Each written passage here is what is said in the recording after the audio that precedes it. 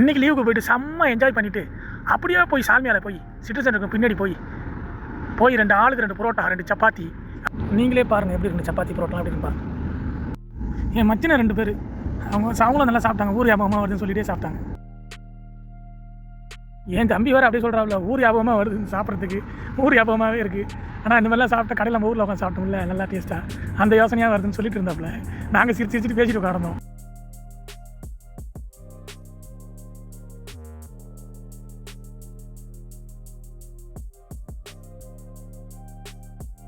ஊரில் எப்படி அந்த புரோட்டா வச்சு நம்ம சாப்பிடுவோமோ அதேமாதிரி நாங்கள் சாப்பிட்டோம்.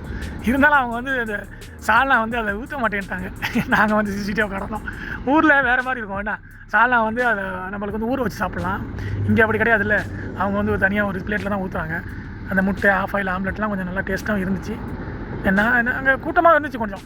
நாங்கள் சாப்பிட்டுட்டு என் தம்பி தான் ரொம்ப ஆசைப்பட்டவில்லை இந்தமாதிரி உட்காந்து ஒன்றா சாப்பிட்ணும் போகணும் வருந்து. ஆனால் இந்தமாதிரி கடையில் உட்காந்து ஒன்றா சாப்பிட்றது ஒரு சந்தோஷம் தானே. நீங்களே யோசிச்சு பாருங்களேன். இந்தமாதிரி நம்ம ரொட்டி சாப்பிட்றதுலாம் எப்படி ஊர் ஞாபகம் அப்படியே வந்துக்கிட்டே இருந்துச்சு எங்களுக்கு. சொல்லி சிரிச்சுக்கிட்டே சாப்பிட்டோம். நான் இந்த பாருங்கள் 2 சப்பாத்தி தான் சாப்பிட்டேன். அது சப்பாத்தி வந்து நல்லா சாஃப்டாக வந்துச்சு, நல்லா டேஸ்ட்டாக வந்துச்சு. இந்த பாருங்கள் சாப்பிட்டுட்டு அப்படியே கிளம்பி வீட்டுக்கு வந்தாச்சு. இதெல்லாம் என்ன ஒரு இந்த வாரத்துக்கு மாதத்துக்கு 2 லீவ் கொடுக்குறாங்க. ஒரு லீவ் சில இடத்துல 1 லீவ் தான் கிடைக்குது. அதெல்லாம் முடிச்சு விட்டு நாங்கள் சுற்றி பார்த்துட்டு வர காட்டியும் இன்றைக்கி என்னமோ நாங்கள் வந்து சுற்றி பார்த்துட்டு ஜாலியாக தின்னுக்கிட்டு கிளம்பியாச்சு. நாளைக்கு எங்களுக்கு வேலை இருக்குது பாரு, அந்த மாதிரி வேலை இருக்கும். ஆனால் இந்த மாதத்தில் 2 லீவ் கொடுக்குறாங்க தான் பேர்.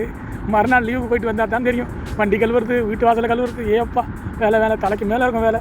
என்னது அந்த காண்டெலாம் வச்சு நம்மளை வந்து நல்லா வீட்டில் வேலை வாங்குவாங்க. இதான் போகிறது காலம்.